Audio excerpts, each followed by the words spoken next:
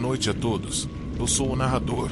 E estou aqui para ajudá-los a pegar no sono com essas histórias de terror sobre péssimas escolhas. Antes de começarmos, não se esqueça de se inscrever no canal e deixar seu like no vídeo.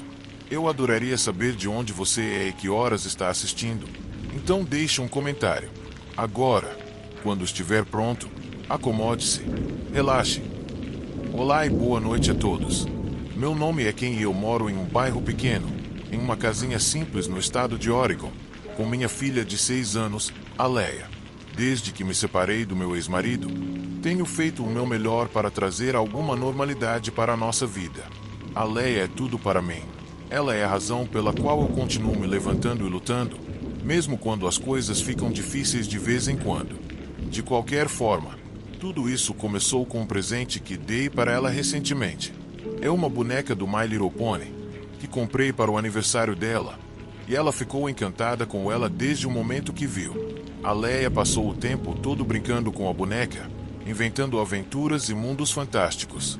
Para ser sincera, eu não tinha dado muita importância, só pensei que fosse uma forma de entretê-la. Mas, para a Leia, ela era uma companheira, algo que ela achava incrivelmente valioso. No entanto, tudo mudou quando conheci o Leonel em uma feira local, um fim de semana desses. Estávamos nos divertindo nos brinquedos e a Leia, empolgada, carregava a boneca de um lado para o outro. Enquanto estávamos parados em uma barraca de roupas, um cara, que parecia ter uns 30 e poucos anos, se aproximou de nós. Essa boneca é muito especial, ele disse, e eu senti que o tom da voz dele estava meio fora de lugar. Parecia ter emoção demais por um simples brinquedo, e ainda mais para um homem adulto.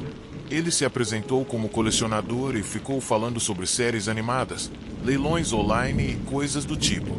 A verdade é que a obsessão dele por séries animadas e brinquedos colecionáveis me deixou um pouco desconfortável, mas a Leia estava completamente alheia, sorrindo e abraçando a boneca como se fosse sua melhor amiga. Uns dias depois, recebi uma mensagem estranha de um número que eu não reconhecia. Dizia: "Oi, sou o Leonel, o colecionador da feira. Você teria interesse em vender a boneca? Pago muito bem." Fiquei surpresa, porque não me lembrava de ter dado meu número a ele. Um tanto alarmada, decidi ignorar a mensagem, mas 2 dias depois o cara escreveu de novo, dessa vez com uma oferta ainda mais tentadora. Mas eu não estava interessada, então respondi com um não bem firme e o bloqueei. Naquela mesma noite, enquanto a Leia estava dormindo, eu senti que alguém estava rondando a casa. Olhei pela janela e vi uma sombra passando pelo quintal. Achei que estava exagerando, mas aquela sensação de estar sendo observada não me deixou em paz. Então, verifiquei todas as portas e janelas para ter certeza de que estava tudo em ordem antes de tentar dormir. Na manhã seguinte, durante o café da manhã, a Leia comentou algo que me gelou a espinha. "Mãe, eu vi aquele homem do parque ontem. Ele estava lá fora." Ela disse, tão calma, como se fosse a coisa mais normal do mundo, como se não fosse nada demais. Eu, por outro lado, quase entrei em pânico. Fiquei imediatamente alarmada e pedi para ela se afastar daquele cara e me avisar se o visse de novo. Quando escureceu, liguei a lâmpada da sala e tentei me concentrar em um livro para tentar relaxar. Mas por volta das 2 da manhã, os barulhos começaram. Primeiro um rangido perto das janelas, depois uma batida muito suave na porta dos fundos. Nesse momento, o medo tomou conta de mim, mas tentei ficar calma. Peguei meu celular com cautela e liguei para a polícia enquanto ia até a sala. Mas, quando cheguei lá, não havia ninguém. Tudo parecia tranquilo, então achei que fosse só minha imaginação. Porém, vi algo no chão, algo que não estava lá antes. Era um pedaço de papel dobrado. Com as mãos trêmulas, abri a nota, que dizia: "Não precisa dificultar. Me dê a boneca." Bastou ler essas palavras para sentir o sangue gelar nas minhas veias. Liguei para a polícia, que chegou rapidamente, mas não encontraram nada. Eles disseram que não podiam fazer muito além de patrulhar a área, caso vissem algo estranho. Naquela noite, decidi que a Leia dormiria no meu quarto. No dia seguinte, tudo correu bem, e eu pensei que talvez, com a patrulha da polícia, o cara tivesse desistido. Mas, 3 noites depois, o que eu mais temia aconteceu. Já era quase 3 da manhã quando ouvi um barulho alto, como se alguém estivesse tentando arrombar a porta dos fundos. Desta vez, em vez de ficar paralisada, liguei para a polícia imediatamente e corri para o andar de baixo com um bastão que guardava debaixo da cama. Quando olhei pela janela, vi o Leonel tentando abrir uma das janelas com uma ferramenta. Ele parecia completamente descontrolado, desesperado, como se tivesse tomado algo estranho. Gritei de dentro para tentar assustá-lo, mas ele não parou. De repente, antes que eu pudesse reagir, ele quebrou a janela e entrou na casa. Naquele momento, a adrenalina disparou nas minhas veias como um foguete. O cara tinha um olhar louco nos olhos, como se estivesse pronto para me atacar. Mas eu não sabia o que ele realmente queria. Eu só tinha certeza de que não seria nada bom. Quando finalmente disse a ele para sair, ele se lançou para cima de mim, sem me dar tempo de fazer qualquer coisa. Tirou o bastão das minhas mãos. Naquele momento, pensei que tudo estava perdido, mas me recusei a desistir. Senti que o havia desequilibrado um pouco quando tirei o bastão, então aproveitei aquele momento e peguei um castiçal que estava em uma mesinha de canto e o quebrei na cabeça dele. O homem ficou atordoado, como se tivesse perdido o rumo do que estava fazendo. Então, com toda a força que eu ainda tinha, consegui pegar o bastão de volta e comecei a bater nele. Ele tentou revidar, mas já era tarde demais. Depois de alguns minutos de luta, ele desistiu e saiu correndo pela janela, desaparecendo na escuridão da noite. Quando a polícia chegou, alguns minutos depois, fizeram uma busca pela casa, mas o Leonel já estava longe. Só restou a janela quebrada como prova de que tudo aquilo tinha acontecido. Eu pensei que havia vivido o pior da situação e que aquela noite marcaria uma virada, mas eu estava muito errada. 4 dias depois, por volta das 3 da manhã, fui acordada por um cheiro estranho. A princípio, achei que era só um pesadelo, mas logo o calor ficou insuportável. Abri a porta do quarto e foi então que uma nuvem de fumaça espessa invadiu o corredor. Naquele momento, o pânico tomou conta de mim. Corri para o quarto da Leia, onde ela estava gritando e em um estado de pânico absoluto. A fumaça estava ficando mais densa e eu sabia que respirar aquilo era mortal para nós duas. Sem pensar muito, peguei ela nos braços e atirei dali o mais rápido possível. Mas, no meio de tudo aquilo, comecei a me sentir fraca. Para meu horror, senti como se fosse desmaiar. No entanto, lutei com todas as minhas forças para manter-me de pé. Eu tinha que fazer isso pela Leia. Finalmente, consegui recuperar minha força e saímos das chamas e da fumaça. Quando finalmente saímos pela porta, olhei para nossa casa e vi, com dor, como as chamas a devoravam. Os outros vizinhos já haviam chamado os bombeiros, mas era tarde demais para tentar salvar qualquer coisa. Eu sabia disso, então tudo o que pude fazer foi abraçar a Leia enquanto assistíamos o fogo reduzir tudo a cinzas. Quando os bombeiros finalmente apagaram as chamas, nossa casa era apenas uma casca queimada. Muitos de nossos pertences haviam se perdido, incluindo coisas que a Leia adorava. Os investigadores descobriram que o fogo foi provocado por alguém da vizinhança. A câmera de segurança filmou o Leonel no nosso pátio, pouco antes do incêndio começar, e ele foi preso ainda naquela semana. Durante o julgamento, o cara nem demonstrou remorso. Na verdade, ele sorriu quando mencionaram a boneca que havia sido destruída, como se a sua vitória fosse a coisa mais importante. A Leia não conseguiu entender completamente o que aconteceu. De vez em quando, ela perguntava sobre a boneca. Eu tentava distraí-la com outros brinquedos, mas na minha cabeça só conseguia pensar em como estivemos perto de perder tudo por causa da obsessão louca de um doente. Ainda hoje, me sinto abalada entre a absurdidade da situação e o quão perigoso isso se tornou. Praticamente, minha filha e eu quase fomos queimadas vivas por causa de uma boneca estúpida. O Leonel foi condenado a vários anos de prisão, mas isso não me deu paz. Nossa casa foi reconstruída, mas desde então eu verifico as janelas e as portas pelo menos algumas vezes a cada noite. Não consigo parar de lembrar daquela expressão no rosto dele, aquela mistura aterradora de obsessão e loucura. A Leia sentiu muita falta da boneca depois disso. Eu sempre me perguntei se talvez eu deveria procurar outra, mas sempre que lembrava o que aconteceu, desistia da ideia. Além disso, aquela era uma boneca de coleção, uma edição especial que era meio difícil de conseguir. O que foi justamente o que motivou aquele maluco a fazer tudo o que fez. Tento ser mais presente na vida da minha filha, mas ser mãe solteira é complicado. Às vezes, me esforço muito para convencer a mim mesma de que o que aconteceu não foi minha culpa, embora eu não consiga deixar de pensar que nada disso teria acontecido se eu não tivesse dado aquela boneca para ela.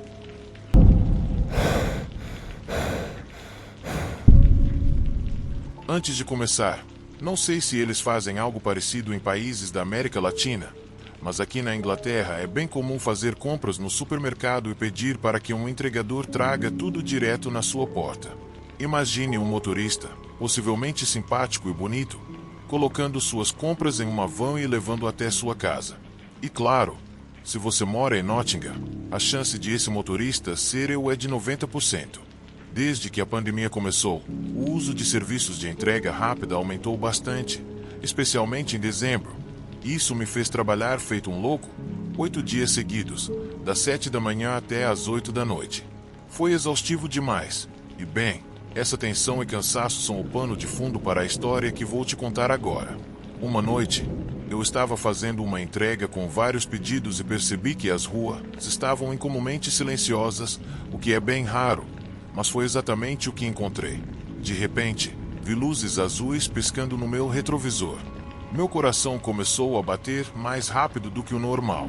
Esperei um momento para ver se o carro passava, mas como ele continuou atrás de mim, decidi parar para esperar orientações. Quando o carro se aproximou, percebi que não era uma viatura comum. Era um Renault Clio, um modelo simples, e o cara que saiu do carro não estava usando uniforme. Fiquei um pouco confuso, mas não pensei muito nisso. Abaixei o vidro e o homem, usando uma máscara de cor, se aproximou, mostrou uma identificação de polícia e disse: "Esquadrão de drogas." Ele pediu minha carteira de motorista, e minha resposta automática foi entregar os meus dados, achando que aquilo poderia ser sério, mas algo dentro de mim me dizia que tinha algo errado ali. No entanto, em Nottingham, crimes relacionados a drogas são comuns, então não pensei muito no fato de o cara não estar uniformizado. O homem conferiu meu ID e começou a explicar que estavam atrás de uma grande quadrilha de drogas que usava entregadores como eu para transportar os produtos.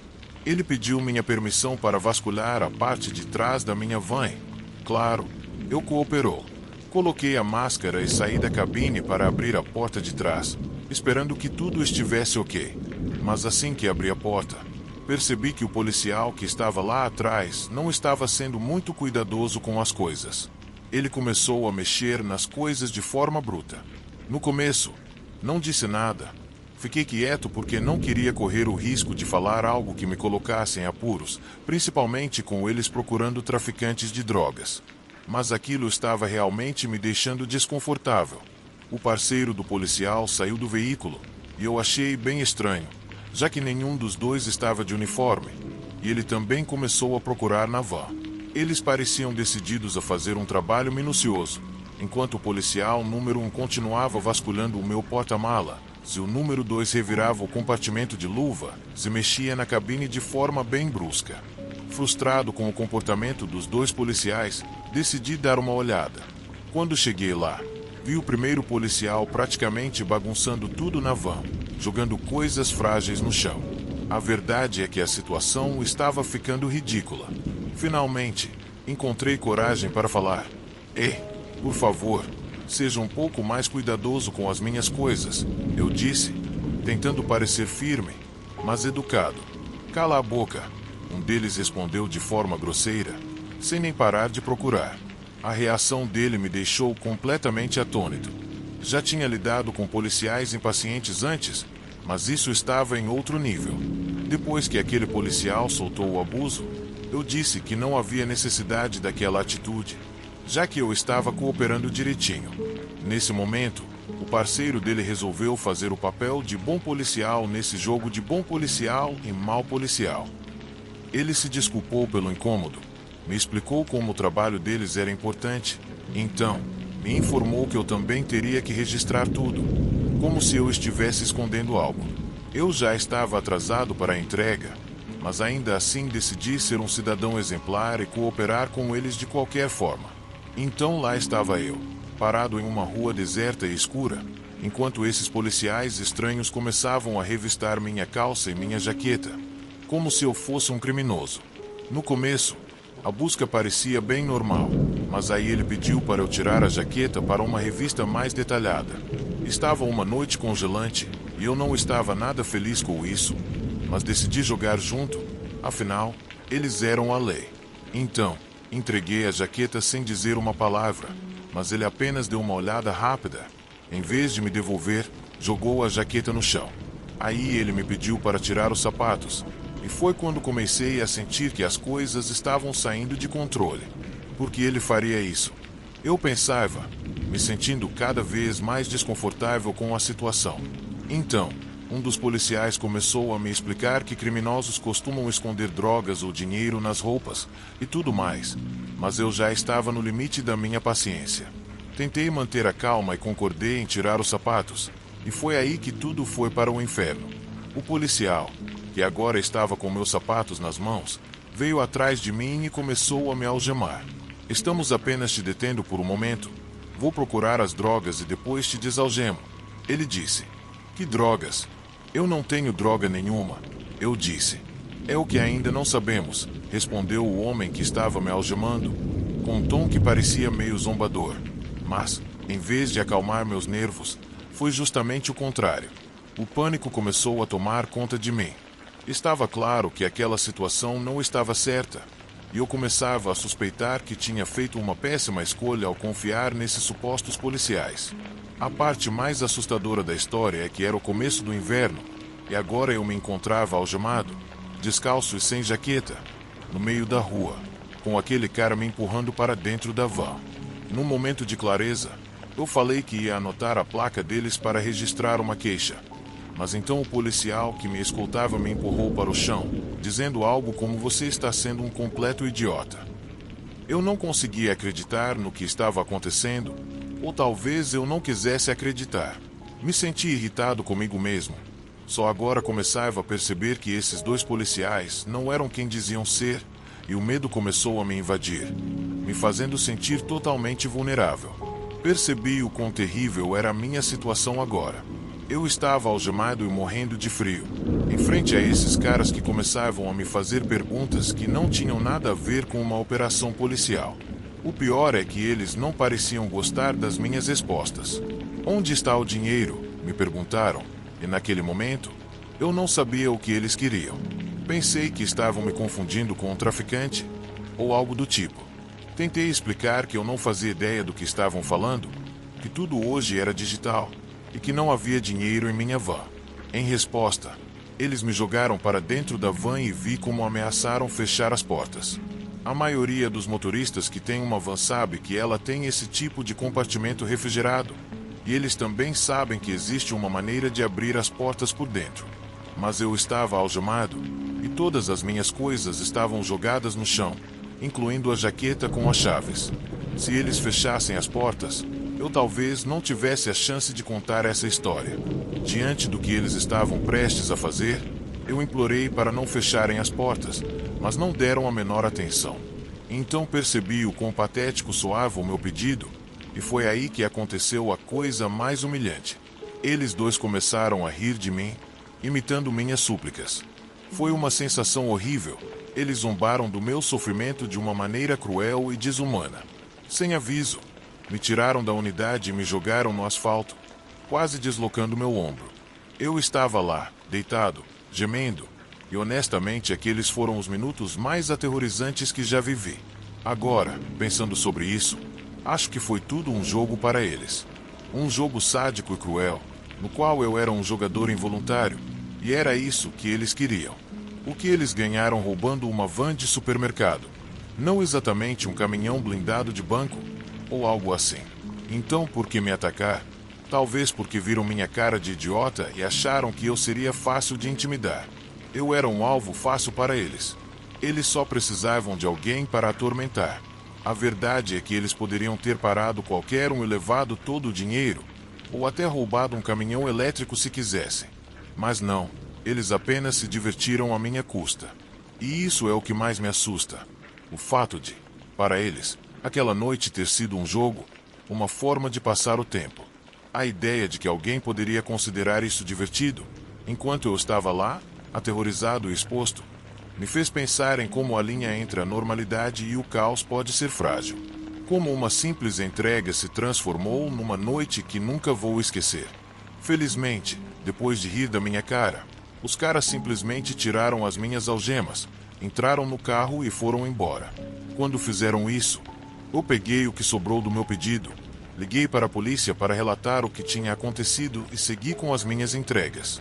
Nunca mais soube daqueles caras, e nem sei se a polícia foi até o local. Eles nunca me ligaram. Foi como se não dessem a mínima para a minha queixa. Hoje em dia, toda vez que vejo luzes vermelhas e azuis atrás de mim, não consigo evitar sentir um calafrio. Mas, felizmente, nunca encontrei nada parecido novamente, até agora.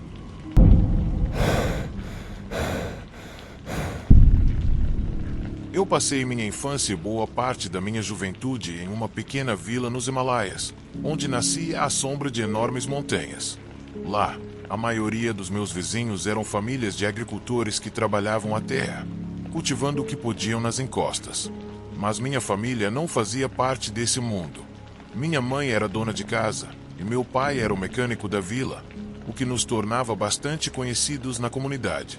Eu tinha muitos amigos, mas meus melhores amigos eram 3 meninos da minha idade, Ra, Ovan e Cabel.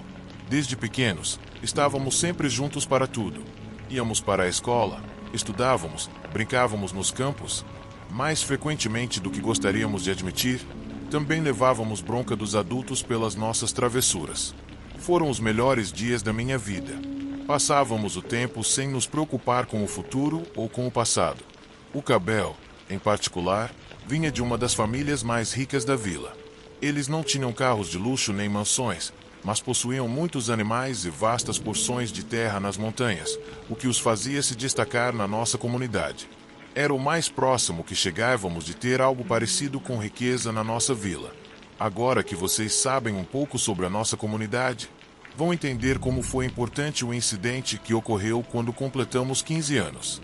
Naquela época, tudo o que queríamos fazer era correr, brincar de cricket e passar tempo ao ar livre. Foi então que Cabel sugeriu fazermos uma festa do pijama na casa dele, o que parecia muito divertido quando ele mencionou. Mas, em vez de dormir na casa dele, decidimos que seria mais emocionante passar a noite em um grande mirante nas terras dele, quase nas montanhas. Era o início dos anos 90, então, embora a vila tivesse eletricidade, o campo não tinha conexão de internet, nem muito menos energia elétrica. Isso significava que teríamos que levar lanternas para iluminar a escuridão, ao menos um pouco. Claro que não preciso nem dizer que não havia celulares para nos distrair na solidão da noite. Só a natureza e as bobagens que pudéssemos pensar para fazer. Escolhemos um fim de semana para nossa aventura, garantindo que não teríamos que nos preocupar com a escola no dia seguinte. A mãe do Cabel preparou o jantar para nós. Não era nada de especial, apenas um curry com arroz, mas ela também nos deu alguns doces, 2 garrafas grandes de água e cobertores grossos, porque a temperatura caía para níveis congelantes ao cair da noite. Quando já estávamos empolgados com a ideia da festa do pijama, o avô do Cabel, um homem de 80 anos, nos chamou. Ele era aquele tipo de avô afetuoso, um daqueles personagens encantadores que dão bons conselhos e ensinam lições de vida que a gente nunca pediu, mas que são muito úteis. "O que vocês estão fazendo aqui?" ele perguntou, gesticulando para nos chamarmos para mais perto. Esse avô estava sempre na sua varanda observando a vida ao redor, já que, pela idade, estava cansado e não conseguia fazer muita coisa além disso. "A sua mãe me disse que vocês vão passar a noite no mirante. Isso é verdade?" "Sim, vovô. A gente planeja se divertir bastante", respondemos empolgados. Mas o tom dele, de repente, ficou sério. "Escutem, tem uma coisa que vocês precisam lembrar. Não saiam do mirante depois que escurecer, não importa o que aconteça. Não façam isso, de jeito nenhum." "E se a gente precisar ir ao banheiro?" perguntei zombando. "Façam xixi antes de subir", ele disse, de imediato, com firmeza. A curiosidade me fez insistir. Mas por quê? Escutem o que estou dizendo e fiquem dentro do mirante depois que escurecer. Não saiam de jeito nenhum. Ele nos alertou com seriedade. Os meninos, eu ficamos um pouco desconfortáveis. O aviso do vovô nos deixou um pouco assustados, mas a adrenalina da aventura era forte demais para nos impedir. Enquanto caminhávamos para o campo, ele e Ra começaram a animar as coisas, tentando nos distrair da advertência do vovô com risadas e piadas. Conseguimos nos acalmar um pouco antes de começarmos a subir a escada íngreme que levava ao mirante. A noite estava clara, e as estrelas brilhavam intensamente. Parecia que poderíamos tocar o céu de lá. Era verdadeiramente uma visão deslumbrante.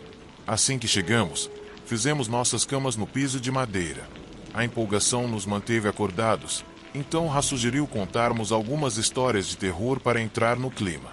Mas a maioria delas era mais engraçada do que assustadora, embora estivéssemos nos divertindo mesmo assim. No entanto, de repente, eu me lembrei do que o vovô disse e perguntei ao Cabel. Por que o seu avô disse para a gente não sair do mirante depois que escurecesse? Talvez tenha sido só por precaução, ele disse. Mas o que ele realmente quis dizer? Como eu vou saber? Cabel respondeu. Mas é melhor a gente ouvir ele. Vamos ficar aqui. Depois de brincarmos por um tempo, acabamos adormecendo sob o céu estrelado e a brisa suave da noite. No entanto, no meio da escuridão, senti um toque no meu ombro. Era Cabel, me acordando com um sussurro. Giel, acorda, olha aquilo. Um pouco atordoado, abri os olhos e vi Cabel parado na grade, olhando para o campo. Segui seu olhar, à distância, algo se movia entre os cultivos. O que é aquilo? Ele perguntou, com um pouco de preocupação. Talvez seja um animal, tipo um javali. Sugere, tentando acalmá-lo. Não, olha, Cabel disse, empolgado e assustado ao mesmo tempo. Então olhamos mais de perto. O campo estava dividido em seções, e de repente, um veado saltou de um cultivo para o outro. Mas esse veado não era normal. Havia algo estranho, uma luz incomum ao seu redor. Isso não é normal, murmurei. E, enquanto falava, ouvimos um barulho vindo novamente dos cultivos. Esperávamos ver o veado, mas em vez disso, apareceu um javali. Não havia mais só o veado, agora também havia um javali. Isso faz sentido, pensei, trocando olhares atonitos com Cabel. Mas as coisas ficaram ainda mais estranhas. De repente, um cavalo apareceu, e quando se aproximou, percebemos que seus olhos estavam brilhando na escuridão, olhando diretamente para nós. Ficamos paralisados, sem entender como um animal podia se transformar de maneira tão drástica. O cavalo se aproximou um pouco, ficando no caminho entre os cultivos, então desapareceu de volta na escuridão. Mas, quando achávamos que as coisas não podiam ficar mais estranhas, um magnífico pavão disparou do campo em direção à floresta. O seguimos com os olhos, maravilhados. Era como se um mundo sobrenatural tivesse se desdobrado diante de nós. Já estava estranho o suficiente, então olhamos para nossos relógios. Eram 4 da manhã.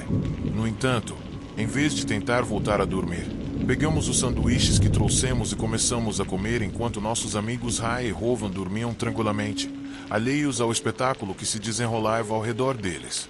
Quando a luz da aurora finalmente começou a aparecer, decidimos que era hora de descer. Deixamos Ra e Rovan dormindo profundamente e fomos até a casa do Cabel. Quando chegamos, encontramos o avô dele já tomando café na varanda. Ele estava sorrindo, como se soubesse exatamente o que havíamos presenciado naquela noite. Já estão prontos para a história? Ele perguntou, olhando-nos com um sorriso de quem sabe de tudo. Sobre o que? Perguntamos em uníssono, intrigados. O que vocês viram na noite passada? Aquilo é o espírito protetor da terra.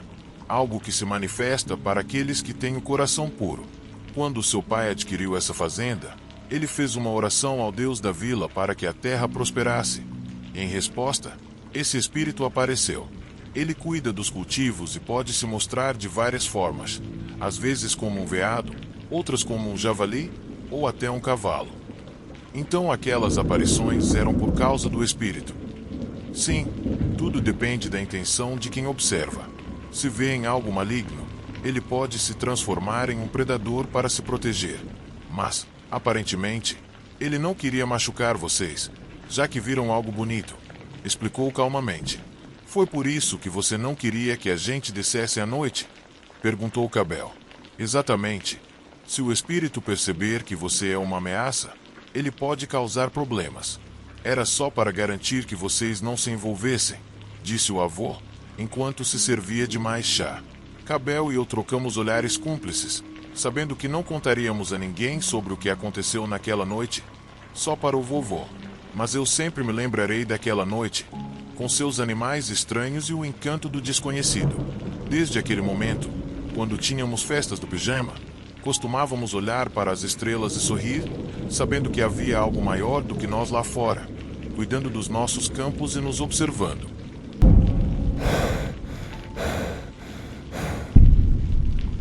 Era 1994, em um bairro tranquilo de Ohio. Luke e Sarah estavam muito empolgados com os preparativos para o casamento. Eles não queriam nada extravagante, apenas uma cerimônia simples, rodeada pelos amigos e familiares mais próximos, já que nenhum dos dois gostava de festas pomposas e exageradas. Então, tudo foi organizado para um evento lindo no jardim, um dia que eles se lembrariam para sempre. Há alguns anos, enquanto esperavam na fila de um supermercado, Luke e Sarah se conheceram, e foi amor à primeira vista. O primeiro encontro foi em um café bem perto do bairro deles, e aquele lugar se tornou o ponto de encontro onde se viam todas as manhãs. Logo, os cafés se transformaram em encontros e os encontros em um relacionamento maravilhoso. Sarah e Luke estavam juntos há 2 anos e eram loucamente apaixonados.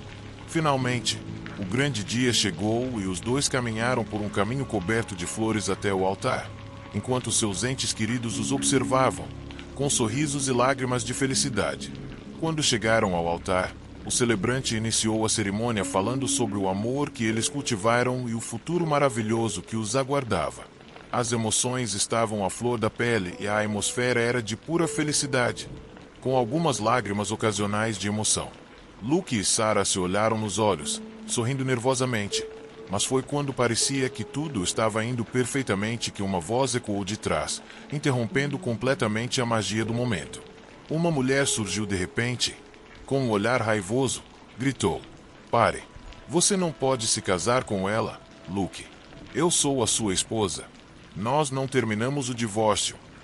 Nesse momento, um grande ó coletivo foi ouvido, seguido por um silêncio tenso que abafou toda a felicidade do momento. De repente, todos os olhares se voltaram para Luke, que ficou sem palavras. A multidão começou a murmurar, estupefata com a revelação. Luke já era casado e sua esposa estava viva. Sarah olhou, confusa, buscando respostas, mas ele permaneceu em silêncio, imóvel por alguns momentos, como se tivesse visto um fantasma. Até que, finalmente, disse: "Não, isso não é verdade. Minha esposa faleceu há muito tempo." Sua voz estava trêmula e sua expressão, de total perplexidade. Enquanto isso, a mulher no final do corredor permanecia firme, com os olhos fixos em Luke, e de repente levantou o dedo anelar, mostrando o anel de casamento, com seus nomes gravados. "Meu nome é Emma, e eu sou a esposa legítima desse homem. Não se deixe enganar, Sarah." Naquele momento, completamente atonita e muito irritada com o que estava acontecendo, Sarah exigiu que Luke explicasse o que estava acontecendo e quem era aquela mulher. Ele, então, tentou desesperadamente se defender. "Você sabe, estive com você todo esse tempo. Não acredite nessa mulher", ele gritou para Sarah, sua voz quebrando, visivelmente nervoso. A cerimônia terminou abruptamente, e a tensão tomou conta do ambiente enquanto Emma continuava a gritar sobre seu direito como esposa. Os convidados começaram a se dispersar, desconfortáveis com a situação. No meio da confusão, Luke ainda tentava convencer Sarah a acreditar nele e ignorar tudo o que a mulher estava dizendo. "Olha, eu tenho a certidão de óbito da minha esposa." "Isso é loucura", anunciou ele, tentando encontrar uma maneira de esclarecer as dúvidas de Sarah. Nesse momento, com um olhar desafiador, Emma o desafiou a encontrar a certidão de óbito e mostrá-la a todos. Os olhos de Luke arderam de raiva, e ele, olhando diretamente para Emma, respondeu: eu vou.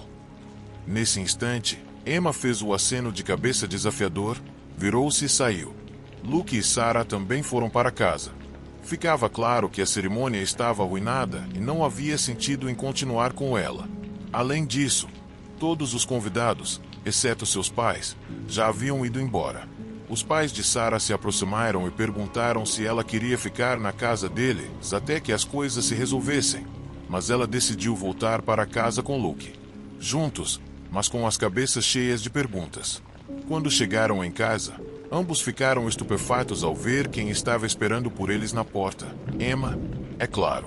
Luke perguntou o que ela estava fazendo ali, e ela respondeu que estava lá para dar a Sarah a resposta que ela precisava. Ele pediu para ela sair, mas Sarah disse que era melhor ela ficar, afinal, precisava saber o que realmente estava acontecendo. Ao entrar, Sarah sentou-se na sala, pensativa e nervosa, enquanto Emma caminhava de um lado para o outro. Luke, por sua vez, trancou-se no escritório, dizendo que iria procurar a certidão de óbito de sua esposa. Quando voltou, sua preocupação era evidente. Sarah, não consigo encontrar a certidão. Eu juro que estava aqui, mas confia em mim, eu tenho. Eu só preciso encontrá-la. Isso tudo é um erro, ou melhor, uma farsa. Sarah tentou acalmar a ansiedade no ar, talvez, dar um voto de confiança ao homem que ela amava. No fundo, ela queria muito acreditar que Luke estava dizendo a verdade, pois isso era o único que impedia seu mundo de desmoronar. Depois de uma hora de busca frenética, Luke e Sarah não conseguiram encontrar a famosa certidão de óbito. Luke, como pode enganá-la dizendo que tem esse papel, quando eu estou aqui na sua frente? Disse Emma a ele. Emma estava bem na frente de Luke, que agora olhava de forma estranha, como se ainda não acreditasse no que estava vendo. O que? Por que você está aqui? Você não é a Emma. Não pode ser ela, disse ele, quase em um sussurro, ainda olhando para o rosto de Emma. E então, gritou com raiva. Essa mulher não passa de uma mentirosa. Tentando seguir o fio da loucura que havia se desenrolado ao seu redor, naquele momento, Emma se aproximou e disse que ele era um mentiroso e o covarde. Então, ela enfiou a mão no bolso de sua calça jeans e tirou uma foto de seu casamento com Luke, mostrando-a para Sarah. Ao olhar a foto, Sarah ficou boquiaberta. A mulher na foto e a mulher na sua frente eram idênticas, sem dúvida alguma. Era realmente ela. Mas por que Luke nunca falou sobre ela? E por que fez todos acreditarem que ela estava morta? Emma, vendo a confusão e a dor nos olhos de Sarah, não pôde conter uma risada zombeteira. Sim, Sarah, olhe, essa é a verdade. Luke e eu éramos casados. Você pode não se lembrar, mas eu voltei aqui para obter respostas. Respostas que eu poderia ter recebido há 6 anos, se eu não tivesse, bem, morrido. Naquele momento, o ambiente ficou em silêncio. Sarah chorava enquanto Luke apenas balançava a cabeça, completamente atônito. Então, Emma sorriu e soltou uma bomba. Fale, Luke. Diga para Sarah o que aconteceu comigo. Explique para sua noiva o que você fez. Explique como me empurrou da sacada e fez ela acreditar que eu havia tirado minha própria vida. Explique para Sarah como você me matou. Luke se viu encurralado. A neblina da mentira que ele teceu ao redor dele começou a se dissipar, deixando apenas a realidade sombria. Não foi assim. Ele gaguejou, sua voz trêmula, mas Emma não deu espaço para outra mentira sair de seus lábios. Vou te contar uma vez por todas.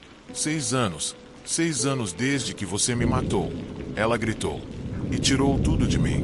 Minha vida, meu futuro. Você tirou tudo. E agora, acha que está livre para se casar com outra mulher, enquanto esconde a verdade? Chega de mentiras, Luke. Ele gritou, mas sua voz perdeu força, porque a realidade do que ele havia feito começou a invadir sua mente. Eu sei de tudo, Luke. Tudo. Continuou Emma. Você planejou esse momento com cada pequeno detalhe em mente. E agora, o que você vai fazer? Vai continuar mentindo na minha cara ou vai me matar novamente e depois partir para Sarah? Naquele momento, Sarah olhou para Luke, buscando respostas em seus olhos, mas só encontrou agitação. O que você fez? Ela sussurrou. horror e perplexidade tomando conta de sua voz. Então, pela primeira vez, Luke se entregou, incapaz de lutar contra a pressão de Emma. A verdade emergiu das profundezas de seu ser. Sarah, eu não sei o que fazer. Não sei como isso está acontecendo. Eu não sei como é que Emma está aqui. Quando eu mesmo peguei o corpo dela, eu recebi para o funeral e depois a enterrei. Não sei que tipo de piada diabólica é essa, mas é verdade. Eu a matei. O mundo de Sarah congelou. Era quase possível ouvir seu coração se partir. Então, ele se virou para Emma e disse, com lágrimas escorrendo pelo rosto: Desculpe, Emma. Eu não queria. Eu estava com raiva e você me empurrou. Eu não queria matar você, mas não pude evitar. Me perdoa. Um peso pesado tomou conta da atmosfera. Sarah, imóvel, tentava processar a brutal confissão de Luke. A revelação de que o homem que ela amava era um assassino a deixou sem ar. Mas Emma não parecia se mover. Pelo contrário, seu rosto estava impassível, como um iceberg. Então, em um giro inesperado dos acontecimentos, ela tirou uma pequena gravadora de fita do bolso. Obrigado, Luke. Agora, Emma finalmente terá justiça, disse ela, e saiu pela porta, deixando Luke e Sarah confusos. Mas antes de sair, ela disse: Eu não sou Emma, Luke. Ela ainda está morta, assim como você a deixou. Eu sou Anna, a irmã dela, que nunca acreditou na sua versão dos fatos e sabia que um dia o momento chegaria para conseguir justiça para ela. É impressionante como nós nos parecemos, não acha? Emma era um anjo e não merecia morrer pelas mãos de um monstro como você. Te vejo no tribunal, Luke. Com a confissão de Luke registrada, ele não teve escolha a não ser se declarar culpado e foi condenado a 35 anos de prisão. Quanto a Sarah, ela sofreu muito, mas entendeu que, de alguma forma, Anna havia salvado de um destino horrível e aberto seus olhos para o homem com quem ela planejava passar o resto de sua vida.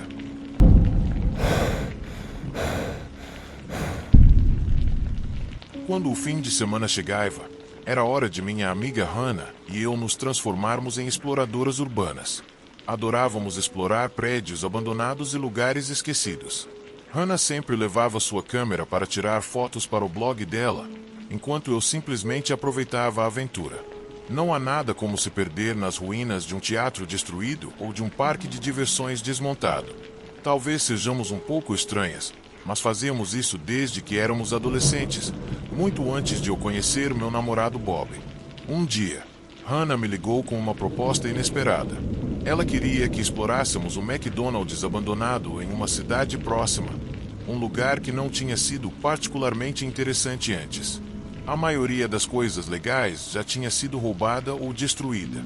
No começo, eu disse que não estava muito interessada, mas então Hannah me contou que o lugar estava programado para ser demolido no dia seguinte, então pensei que seria nossa última chance de vê-lo. Além disso, era um dos primeiros lugares que exploramos juntas, então achei que seria legal nos despedirmos dele. Não tinha nada melhor para fazer, então deixei o Bob e fui com a Hannah por volta das 17 horas. Quando chegamos, o restaurante estava vazio e isso me deixou ainda mais desapontada do que eu esperava. Todas as mesas e cadeiras tinham desaparecido e a cozinha parecia quase deserta, exceto por um pequeno animal morto que a Hannah encontrou. Ela, por outro lado, parecia estar aproveitando o momento, tirando fotos e sorrindo. Eu estava prestes a sugerir que fossemos embora quando Hannah fez uma pergunta estranha. Além do Bob, ninguém mais sabe que estamos aqui, sabe? Eu assumi que não, mas algo no meu instinto me fez sentir uma ponta de desconforto. Não sei se foi a minha resposta ou o que aconteceu a seguir, mas minha amiga ficou encarando a porta do freezer. Você ouve isso? Ela perguntou. Eu respondi imediatamente, dizendo que não ouvi nada, apenas o vento soprando lá fora, mas ela insistiu que havia um barulho vindo de trás da porta. Sempre que explorávamos lugares abandonados, como restaurantes, evitávamos abrir os freezers porque geralmente estavam cheios de comida podre e o cheiro era insuportável. Aí está de novo, disse Hannah, mas eu ainda não ouvi nada. Tentei lembrá-la da nossa regra de ouro, de não abrir esses lugares, mas ela estava convencida de que precisávamos olhar. Eu prometo, Se não virmos nada, vamos fechar a porta na hora, ela disse, com um brilho nos olhos. Eu olhei para ela, hesitei um pouco, mas no final, concordei. Me aproximei dela enquanto ela abria lentamente a porta do freezer, mas não senti cheiro de nada. Cuidadosamente, me inclinei para frente, tentando ver na escuridão. Honestamente, eu não achava que veríamos algo, mas, de repente, tudo ficou preto. Senti uma dor aguda na parte de trás da minha cabeça e desmaiei. Não tenho ideia de como isso aconteceu, mas estava certa de que a Hannah me derrubou. Não sei quanto tempo fiquei inconsciente, mas quando finalmente acordei, percebi que estava presa dentro de um freezer. O ar estava úmido, mas não cheirava mal, apenas estava velho e rançoso. Tudo estava escuro, exceto pela luz difusa que entrava pelas bordas da porta. Me levantei tentando acalmar o pânico e fui em direção à porta, mas quando estava prestes a bater para tentar sair, ouvi uma voz que fez meu sangue gelar. Era a voz do Bob. O que diabos ele estava fazendo ali? Não conseguia acreditar. Não se mova, disse Hannah. O que estava acontecendo? As palavras dela me congelaram ainda mais. Se ele tiver sorte, vai dormir até as escavadeiras chegarem, disse ela. A revelação me atingiu como um balde de água fria. Eles haviam planejado isso. Bob e Hannah estavam trabalhando juntos para me deixar ali. E quando a equipe de construção começasse a destruir o lugar, ninguém perceberia que eu estava presa. Eu estava prestes a gritar, mas preferi pensar antes de agir. Revisei meus bolsos, mas Hannah já havia roubado meu celular. Estava sozinha e indefesa, sem saber quanto tempo tinha antes que tudo virasse um pesadelo real. Então, pensei em uma forma de fazer Bob me soltar. Sempre fui mais esperta que ele. Então criei um plano para fingir que eu tinha acabado de acordar. Bati na porta o mais forte que pude. "O que você quer?" gritei. "Só quero que você saiba que escrevi uma carta de despedida para o Bob. Está no meu bolso. Se eu morrer e alguém encontrar meus restos nos escombros, vão encontrar a carta e saber quem me matou." Não ouvi resposta, mas ouvi Bob falando em uma voz baixa e nervosa. Ele parecia estar tentando descobrir como lidar com a suposta carta incriminatória que eu acabará de inventar. Não consegui entender tudo o que diziam, mas parecia que a Hannah estava acreditando em mim, e Bob nem tento. Talvez ele não fosse tão burro assim. Finalmente, ouvi Hannah dizer: "Ok, vou fazer o que você disser." Seus passos se aproximaram da porta do freezer e meu coração estava acelerado. Me preparei, e quando Bob abriu a porta do freezer apenas alguns centímetros, foi o que eu precisava.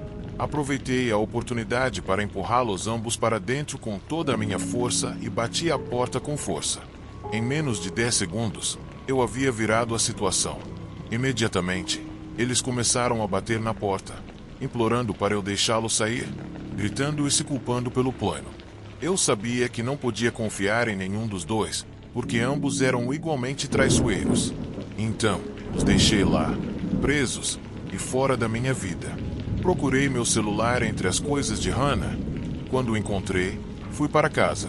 3 horas depois, o som das escavadeiras podia ser ouvido ao longe. 6 horas depois, os corpos dos dois foram encontrados presos nos escombros do prédio que tentaram selar meu destino.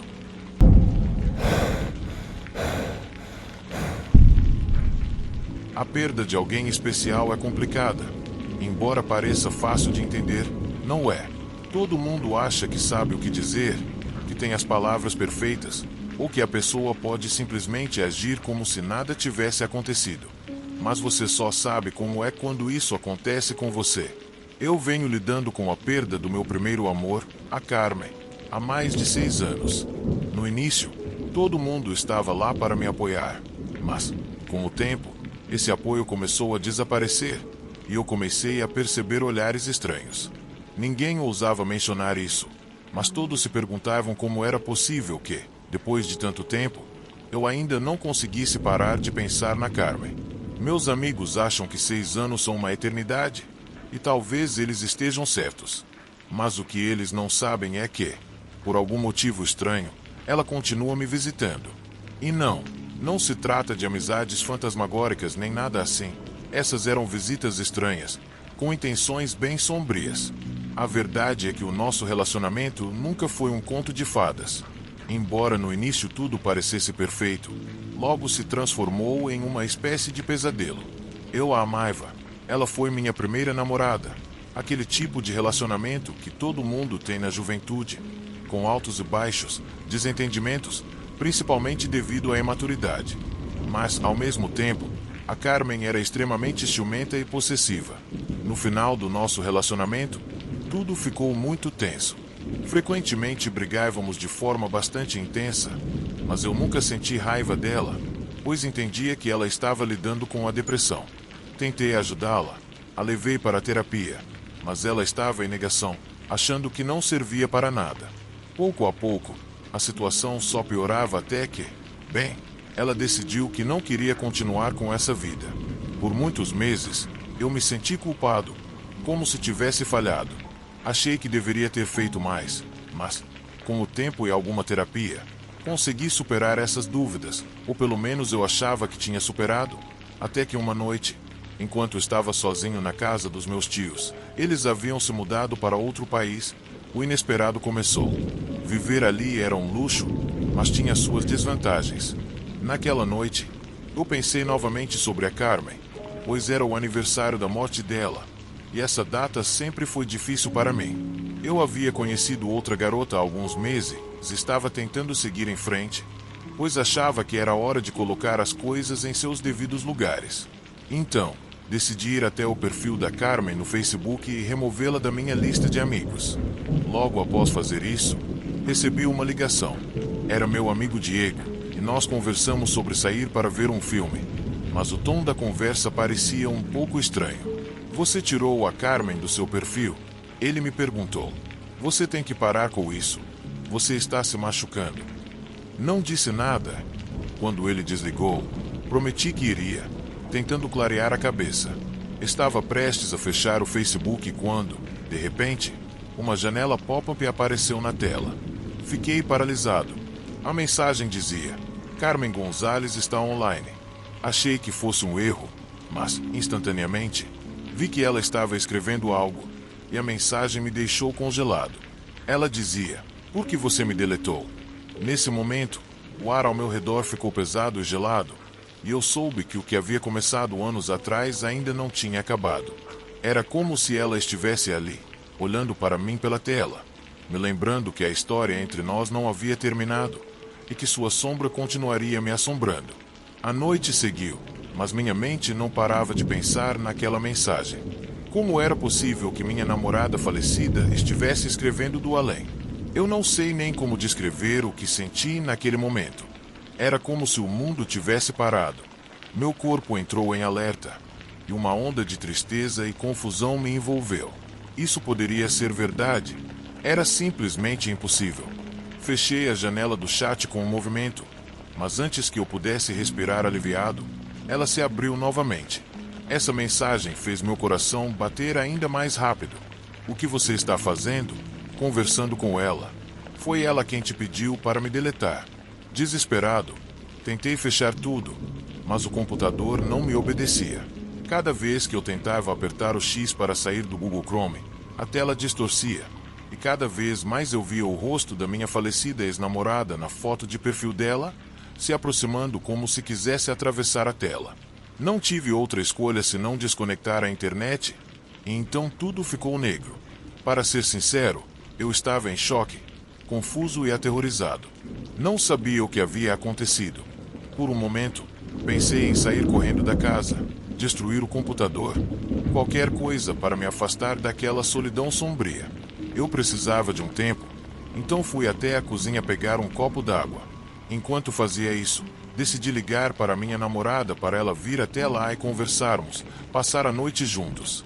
Eu nunca havia conhecido os pais dela, mas não me importava. Também pensei que poderíamos procurar um hotel ou algo assim. Enchi o copo, dei um grande gole, e quando voltei para o meu quarto para pegar o celular, vi algo que me fez parar. O computador estava ligado novamente. Procurei o cabo e percebi que ele ainda estava desconectado. Mas isso não era o mais assustador. O que aconteceu depois foi ainda pior. No Facebook, mais uma vez, A foto de perfil da Carmen apareceu, mas sem ela na foto, apenas o perfil vazio. Tentei sair, mas a porta estava trancada. Não fazia ideia de quando ela havia sido trancada. Essa porta sempre rangia quando fechava, mas agora não ouvi nada. Olhei para frente e minha atenção foi desviada novamente. Já não me importava mais com o Facebook. O que estava ao lado do computador fez meu sangue gelar. Da escuridão, uma figura fina com cabelos longos começou a emergir. Tentei acender as luzes, mas nenhuma delas funcionava. As lâmpadas haviam se apagado ao mesmo tempo. A figura se aproximou. Quando estava perto o suficiente, eu reconheci Carmen, mas ela estava aterrorizante. Sua pele havia adquirido um tom azul acinzentado. Uma marca grotesca decorava seu pescoço. A imagem daquela marca me encheu de medo. Desesperado, bati na porta esperando que ela se abrisse, como nos filmes, mas eu sabia lá no fundo que não ia se abrir.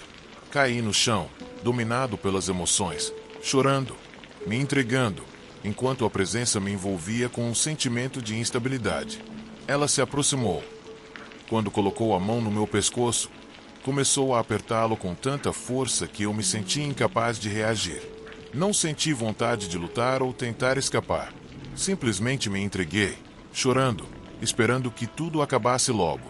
Mesmo sabendo que não era minha culpa, senti uma profunda tristeza pela Carmen. Antes de desmaiar, ouvi ela sussurrar: "Você é meu. Você sempre será meu." Quando acordei, estava na minha cama, coberto até o pescoço. Olhei para o espelho e o que vi fez meu corpo tremer. Eu tinha uma marca no pescoço, quase idêntica à da Carmen, e um roxo na testa que parecia um beijo. Mas não era um beijo doce. Era uma espécie de mordida intensa e dolorosa. Naquela noite, tentei me comunicar com minha namorada, mas ela nunca respondeu. Liguei várias vezes, mas ela acabou me bloqueando em todas as redes sociais. Um dia, a encontrei na rua e tentei falar com ela, mas ela simplesmente me ignorou. Antes, eu achava que ela estava chateada por algo que eu não sabia, mas depois daquele encontro, percebi que não. Ela estava realmente aterrorizada. Após essa noite, parei de tentar entrar em contato com ela. Não queria arrastá-la para o que quer que estivesse me assombrando. Já se passaram meses e eu não consegui estabelecer um novo relacionamento. Estou me afastando gradualmente dos meus amigos. Sempre que estou com alguém, sinto aquela presença assombrando-me. A de Carmen, me observando de todos os lados. É muito desconcertante. Às vezes, até vejo a sombra dela na escuridão, me vigiando. Ela não quer que eu esteja com mais ninguém. Só comigo mesmo. Hoje, o espectro dela ainda está presente na minha vida. Não faço ideia do que fazer para me livrar dela, mas sei que, seja o que for que eu empreenda, terei que fazer sozinho.